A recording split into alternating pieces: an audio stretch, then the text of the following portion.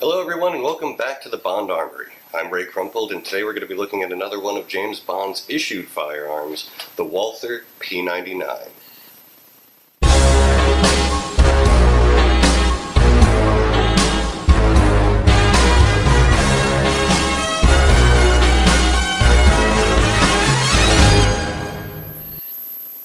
So here it is, the Walther P99. First developed in 1994 and released in the US in 1996, it's a polymer frame, striker-fired, semi-automatic handgun chambered in 9mm. Now the entire size, configuration, and caliber is completely different than what Bond's used to with his .32 auto PPK, but we'll go into that a little bit later.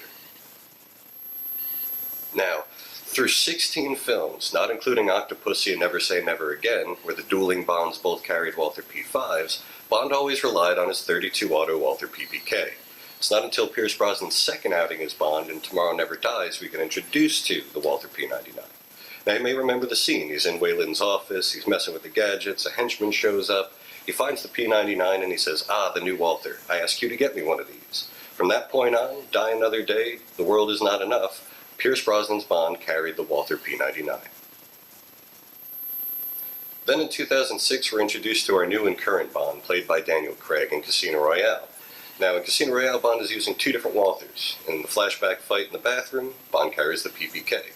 In Dryden's office and the rest of the film, Bond carries the P99. Then something curious happens afterwards in Quantum of Solace. Bond's back to using the PPK. Why the switch? Why not continue using the P99 after Casino Royale? Why not a new Walther? In 2007, a year before Quantum of Solace came out, Walther released the PPS, which was still a 9mm but more along the lines of the PPK. Well, there's never really been an official answer. The rumors are that it was done to appease the fans who thought that if the Daniel Craig era Bond was a prequel or a reboot of sorts, he should be using his nostalgic Walther PPK. Well, regardless, the P99 is part of Bond's legacy now. Love it or hate it in his hands, it is a fantastic firearm, which we'll see when we go out to the range. So for now, let's go into the shop and we'll take a closer look at the P99. Okay, so we're back in the workshop, taking a closer look at the Walther P99. Now all the firearms you're about to see have been safety checked, the magazines are empty as well as the chambers. Quick recap, the Walther P99 is a striker-fired semi-automatic handgun, which means that there's no external hammer on the firearm like a traditional handgun such as Bond's PPK. Everything's internal. And semi-automatic simply means that one bullet's fired per squeeze of the trigger.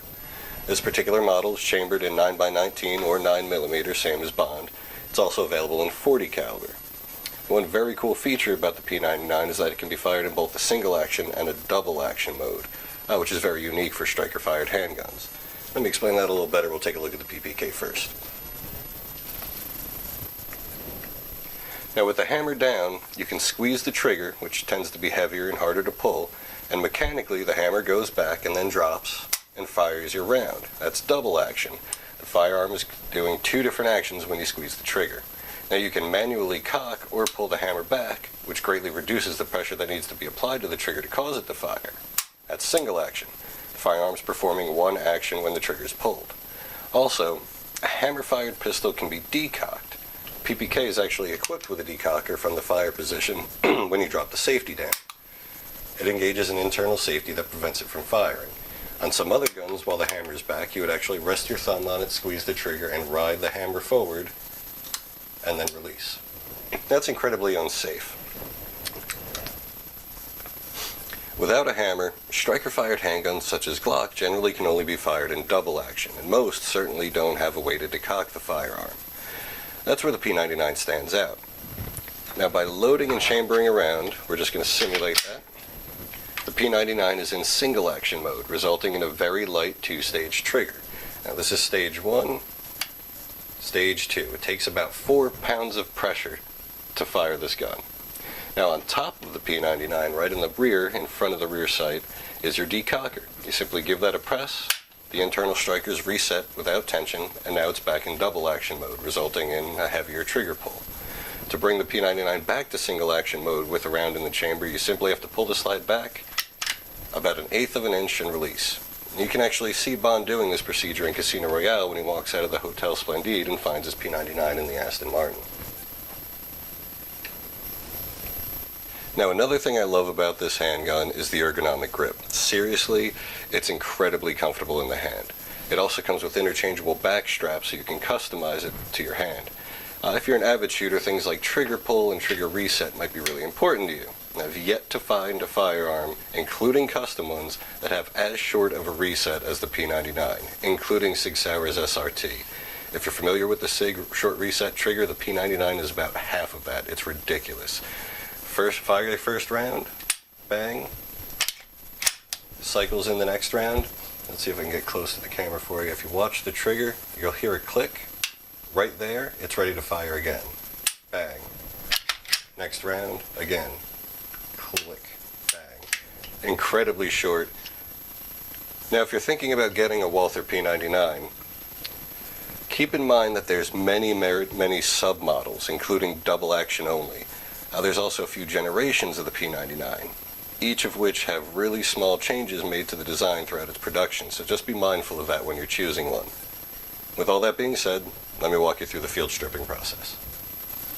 Field stripping the P99 is relatively easy. It's not as easy as the PPK, but it's pretty basic. If you're familiar with the way a Glock strips, it's basically the same idea.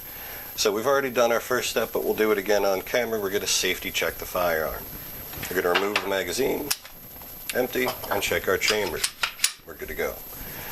Now, for my particular handgun, I do have a threaded barrel, so I have an additional step. I have to remove the thread protector. Now, if you notice right above the trigger, there's a tab, and it's the same on both sides. The second step to stripping this is you're going to have to pull that down. First step, you're going to place your thumb over the beaver tail with your dominant hand and reach over the top of the slide. You're going to be pulling back on the slide. Be careful here. When you do that, you're going to cause a gap between the slide and the chamber. If that slips, you can get pinched. It's not pleasant. Just be wary. So, thumb over the beaver tail, reach over the slide, pull back. With the other hand, you're going to pull those tabs straight down. Let the slide go forward a little bit. If you notice on the back, it's going to kick out maybe a 16th, 32nd of an inch or so. Squeeze the trigger. Now it pops out a little more. Slide everything forward. Now you've separated your lower from your upper. Now from here, you can remove your recoil spring and your barrel. Simply push forward, slide it, tilt it up, and out. Clean up, and you're ready to go. To put it back together, you simply reverse the process. Barrel back into the slide, drop down, slide it back into position. Your recoil spring into the slide and onto your chamber. If you look, you can guide it right there, all the way back, and you're back together.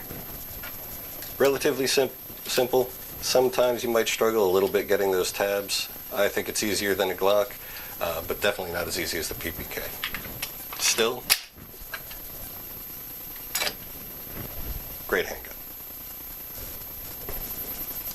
Now I have to admit, the P99 is my favorite full-size handgun, in general, not just Bond guns. The design was so innovative that it's still being copied to some extent today. For example, if you take a look at the Heckler & Koch VP9, which we saw Bond using in Spectre, it's almost identical to the P99 in appearance. As aesthetically pleasing as the P99 is, performance is what truly matters. It has an excellent grip, excellent trigger, but let's actually put it to the test. We'll head to the range, we'll shoot for accuracy, and then we'll put it through its paces with some live fire drills. Okay, so we're back at Freestate Gun Range. Our target is set out at 10 yards, and we'll be shooting 50 rounds total. The first 25 rounds are going to be 115 grain ammunition, and the second 25 rounds are 165. Now that may not mean much if you're not an avid shooter, but there's a little surprise for the second half of this test. The P99 is hands down the most comfortable handgun that I've ever fired. The ergonomic grip really does contour perfectly to your hand, and the trigger is just phenomenal. I have friends that have spent hundreds of dollars upgrading their Glocks or whatever with aftermarket triggers, and those do not even compare remotely close to the P99 right out of the box. It's smooth, it has a crisp break, an extremely short reset, and once it's in single action, it has a very, very light trigger at about 4 pounds. Now the magazine well is also slightly flared, so when you're doing a speed or a combat reload, which we'll see when we go and we shoot behind the line, it makes reloading much easier and faster.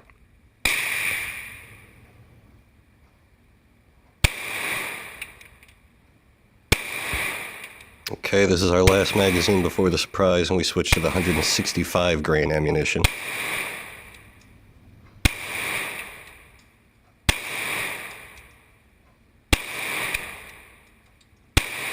Here we go. You just can't talk about James Bond firearms, especially the P99, without touching on suppressors. It's just an iconic combination, a P99 and a suppressor. I was fortunate enough to be shooting with a friend of mine who actually owns a Silencer Co. Omega 9K, and that's what you're seeing right now. Now the P99 platform pairs exceptionally well with a suppressor. That little bit of added weight to the front of the gun helps keep the muzzle down and on target, which in turn helps your accuracy. Now if we were shooting outdoors, this would be much quieter, so you're still getting that echo from being indoors. Really the only downfall to the Omega 9K is the diameter of the suppressor itself. If you notice, it's actually bigger and taller than my sights, so it actually blocks my view. When you're shooting with a suppressor, you kind of have to imagine where you would be on the target and make your adjustments from there. It takes a little getting used to, but once you get it down, you're not going to want to shoot any other way. And this is our last magazine. We'll bring the target in and see how we did.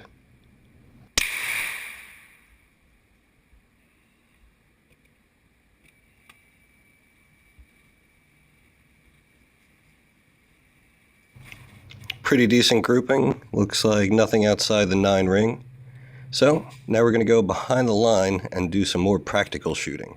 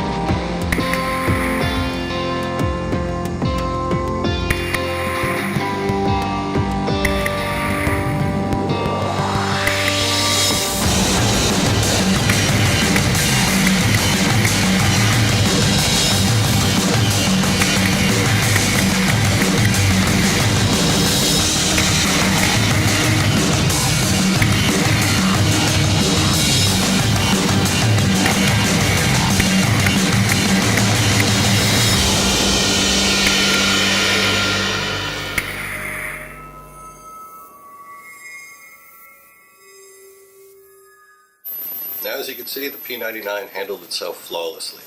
Absolutely no malfunctions, no light strikes, stovepipes, or failure to eject, or failed defeats. Absolutely perfect. Now, prior to this video, I probably put a few hundred rounds through it and still never had an issue. Between its reliability, accuracy, and comfort, it's no wonder it was Bond's choice of sidearm for over a decade. With the announcement of Daniel Craig returning at least one more time for Bond 25, and the past mixed emotions between the PPK and P99 switch, what are your thoughts? Would you like to see Bond with a new Walther, or stick with the classic PPK?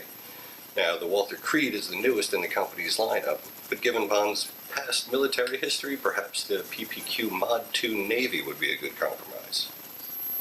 Now, I'm still partial to the PPK as far as Bond firearms go and compact handguns, But when it comes to full size, I absolutely love the P99. Not because it's a Bond gun, but because to me it's absolutely perfect. Between the trigger, the grip, the accuracy, I love everything about it. And what do you think? Would you like to see Bond with a new Walther in the next movie? Should he stick with the PPK, or just have an entirely different firearm? Leave a comment below, let me know what you think. Please subscribe and keep up to date with the Bond Armory. Thanks for watching. We'll see you next time.